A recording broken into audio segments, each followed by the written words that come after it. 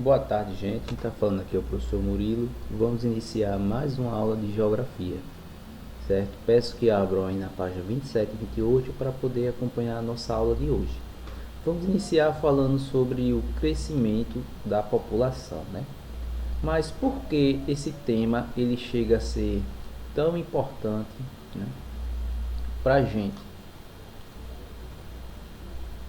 Para analisar esse crescimento, os órgãos, né, competentes, o governo federal, por exemplo, ele vai observar o comportamento da sua população. Será que daqui a 50 anos a minha população ela vai diminuir? Será que ela vai aumentar? Se ela aumentar, quais serão as demandas da minha população, né? Porque se eu tiver mais gente, paralelo a isso, consequentemente a gente vai ter uma maior demanda de serviços essenciais, por exemplo. Outra coisa também que é muito discutido nos noticiários, a questão da previdência, né? Essa reforma da previdência, ela veio para tentar minimizar os impactos que seriam causados futuramente. Por quê? Há uma projeção que a nossa população, o crescimento da nossa população, ela vai diminuir.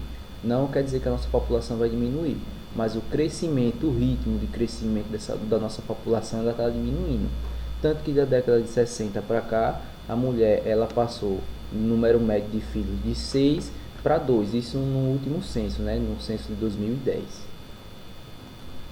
E a previdência nada mais é que quem está trabalhando hoje está pagando a aposentadoria de quem está afastado, de quem está aposentado. É assim que funciona a nossa previdência. Não só aqui, em vários países do mundo, o modelo de previdência é esse. Quem está trabalhando é responsável por pagar a aposentadoria de quem está aposentado, quem está afastado, já cumpriu seu tempo de serviço. É assim aqui no Brasil, é assim em vários países do mundo. E para eu ter, por exemplo, um estudo desse da minha previdência, né, uma reforma da previdência, por exemplo, eu vou ter que estudar o crescimento da população.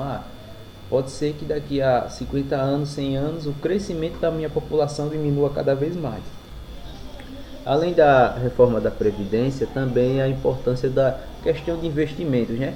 Onde será que eu vou investir? Eu vou investir mais na região norte, na região nordeste? Olha, o crescimento da população está indicando aqui que a região nordeste vai ser a que mais vai crescer em número de pessoas nos próximos 20 anos.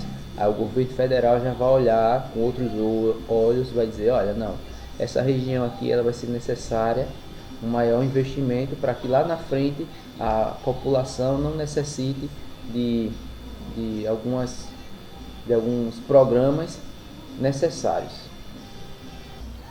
Podemos observar também que a ONU, né, que é um órgão responsável por fazer também esse levantamento, né, país por país, né, analisar qual será o crescimento, o ritmo de crescimento daquela população. Ela fez uma estimativa aqui, né, que em 2100 a nossa população mundial vai chegar a aproximadamente 11,2 bilhões de pessoas. E numa expectativa aqui mais próxima, em 2030, a população mundial alcançará 8,6 bilhões de pessoas. Temos aqui, né, na página 27, um gráfico que representa o crescimento, né, da população até 2017, né, que foi a última estimativa criada, e uma projeção até o ano 2100, né? Como a gente pode observar, né, no intervalo de 50 anos, da década de 50 até os anos 2000, a população ela praticamente mais que triplicou. O crescimento vegetativo, né, como a gente já viu em anos anteriores, né, no pessoal do sétimo ano, né, que hoje está no oitavo, é a diferença, né, entre a taxa de natalidade menos a taxa de mortalidade. Essa subtração aqui, essa continha, esse cálculo, eu encontro o crescimento vegetativo daquele local. Aqui na página 28 ele vem identificando, né, que essa questão do crescimento vegetativo ele é diferente em cada caso, né? Os países que têm questões históricas, políticas, econômicas, culturais específicas, distintas de um dos outros, eles possuem, na maioria das vezes, essas nações ricas, um crescimento da população de forma lenta, né?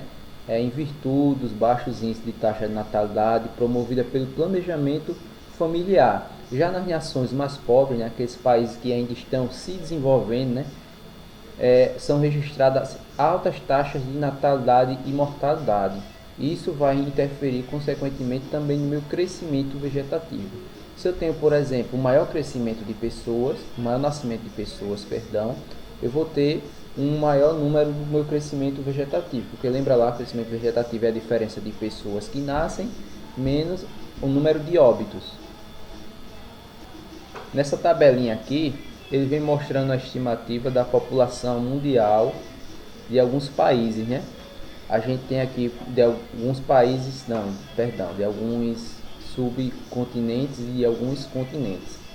Aqui, por exemplo, na América do Norte, a gente vai ter uma estimativa de população de 100 milhões, tá?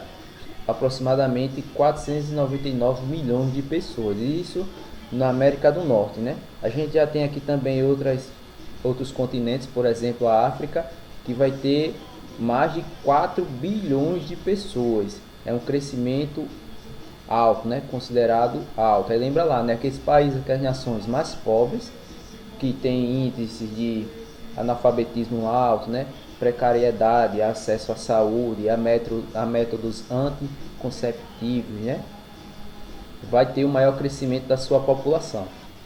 Nossa atividade de hoje será essas 3 questões, certo? Vocês vão colocar somente a resposta no caderno. Lembrando, não pode riscar no livro, tá? Porque o livro vai ser utilizado pelo colega no ano seguinte, certo? Qualquer dúvida em relação à nossa atividade, a aula de hoje, estarei à disposição.